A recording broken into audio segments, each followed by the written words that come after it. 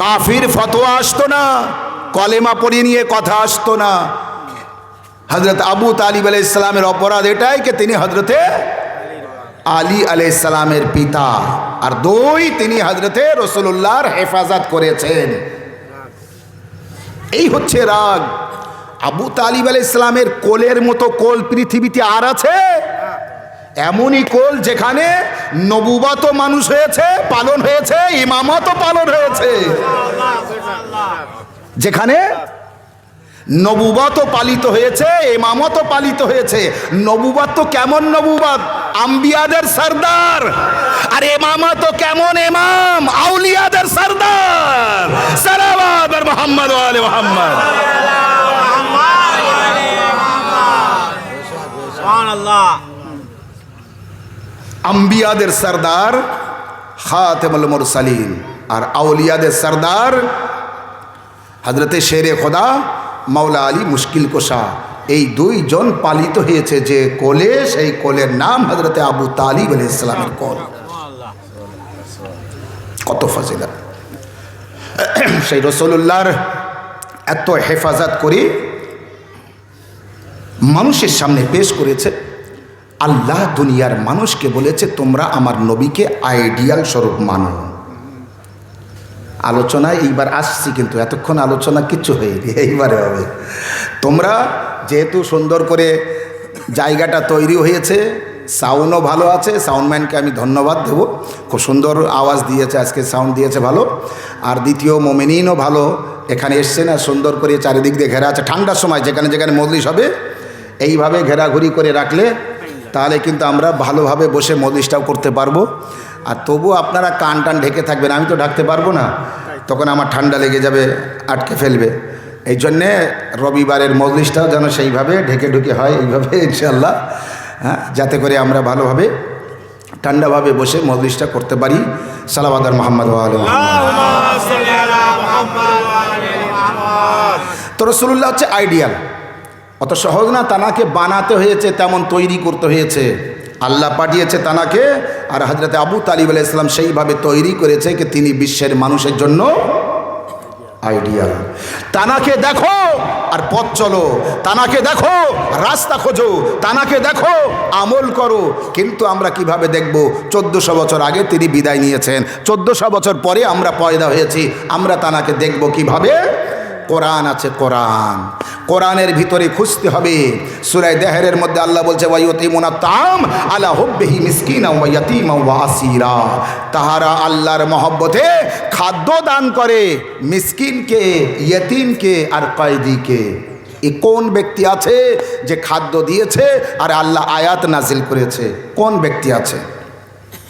কারা সে ব্যক্তি যারা খাদ্য দিয়েছে মিসকিনকে, তাও মিসকিনকে, আর ইয়েতিমকে আর কয়েদিদেরকে? আর আল্লাহ কোরআনে আয়াত নাজিল করেছে কি আমি তাদের জন্য জান্নাতে হারির দিয়ে দিয়েছি, মানে জান্নাতের মালিকানা তাদেরকে দিয়ে দিয়েছি। মানে ওই কোরআনের ভিতরে আছে বহুত আয়াত, তার তর্জমা শেষ বেশ এই যে যারা এই কাজ করেছে তারা আল্লাহর খুব নিকটের, খুব কাছের, আর আমি জান্নাতের মালিকানা এর পরিবর্তে আমি তাদেরকে দিয়ে দিয়েছি। আপনি একটা দোকানে গেলেন, যাবার পরে কোনো মালের দরদাম জিজ্ঞাসা করলেন, করার পরে টাকা দিলেন, তার মানে ওই মালটা এবার সে আপনার প্যাকেটে দিয়ে দেবে। ওই মালটা আপনি কিনে নিয়েছেন, কিসের পরিবর্তে? এই 500 কি 100 টাকা দিয়েছেন ওর মূল্য দিয়ে, তার পরিবর্তে তারা আল্লাহর নামে খাদ্য দান করেছে ফকিরকে, মিসকিনকে আর কয়েদিকে। ইয়ে কোন ব্যক্তি আছে? ইসলামের ইতিহাস দেখুন। কোরআন পড়লে শুধু হবে না, কোরআন পড়লে কিন্তু বোঝা যাবে না। কোরআন বুঝতে চাইলেও বুঝতে পারবেন না যদি নাকি যে কোনো ব্যক্তির কাছে যান কোরআন বুঝতে। আহলে বায়াত ছাড়া কোরআন বোঝাতে পারবে না, নবীর বংশধর ছাড়া কোরআন বোঝাতে পারবে না। কোরআন পড়বে সবাই, কিন্তু তর্জমা সবাই করতে পারবে না। সবাই যদি সঠিক তর্জমা করতো, নামাজের ভঙ্গি আজ বিভিন্ন হতো না, নামাজের মত পথ রাস্তা এবং ভঙ্গি বিভিন্ন ভাগের হতো না। আপনি বলুন নামাজ কাকে বলে? আমরা আজও পর্যন্ত বুঝতে পারিনি। নামাজের পরিবর্তন, নামাজের ভিতরে এতটা ভঙ্গি, এতটা নিয়ম, এটা কিভাবে হতে পারে?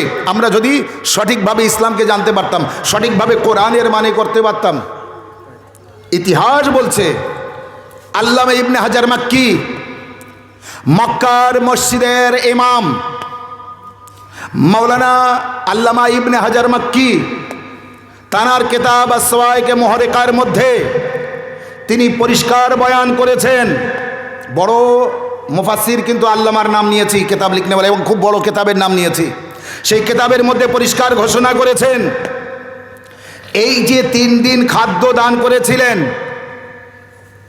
যখন হযরত ইমাম হাসান ইমাম হুসাইন আলাইহিস সালামের জ্বর হয়, মা ফাতেমা জাহরা বাবার কাছে গিয়েছিলেন, আব্বাজান হাসান হুসাইনের জ্বর কি করব?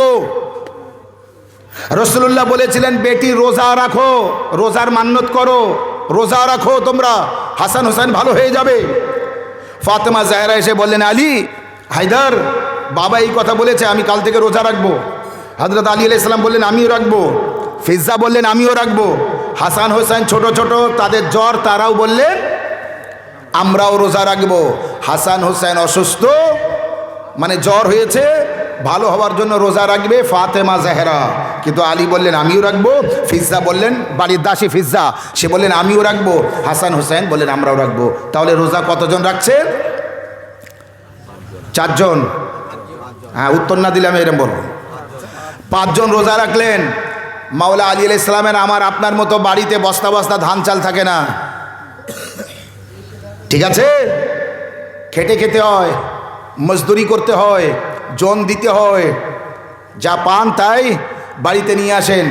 তাই মজদুরি করতে গিয়েছিলেন, আর মজদুরি করে যতটুকু পেয়েছিলেন সেটা বাজারে দিয়ে জব নিয়ে, তারপরে জব কিনে এনে এবার মা ফাতেমা জাহরার কাছে দিলেন। রোজার অবস্থায় মাঠে কাজ করলেন, ইহুদিদের বাগানে কাজ করলেন। আচ্ছা, এটাও জানেন হযরত আবু তালিব আলাইহিস সালামকে, এই আমি বললাম না যে রাগ আলীর বাপটাই, হযরত আবু তালিব আলাইহিস সালামের উপরে রাগ, কারণ তিনি হযরত আলী আলাইহিস সালামের বাপটাই। আর ইমাম হোসেন আলাইহিস সালামকে কারবালা ইয়াজিদ শহীদ করেছে, রাগ কিসের? মাওলা আলী। হোসেন আলাইহিস সালাম বলেছিলেন না, তোমরা আমার কেন মারছো? কি বলেছিল? বগজাল্লে আবি, তোমার বাপের দুশ্মনীতে তোমাকে মারছে। শুনেছেন না শোনেননি?